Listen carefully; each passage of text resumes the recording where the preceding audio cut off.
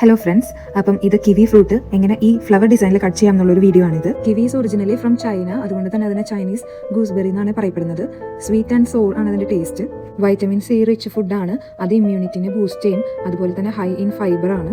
Also അതിൽ ധാരാളം anti oxidants, potassium, folate ഇതൊക്കെ അടങ്ങിയിട്ടുണ്ട്. ഇതൊക്കെ കൊണ്ട് തന്നെ കിവി എന്ന് പറയുന്നത് നമുക്ക് ഹെൽത്തിന് വളരെ ബെനിഫിറ്റ് ആയിട്ടുള്ള ഒരു ഫ്രൂട്ടാണ്.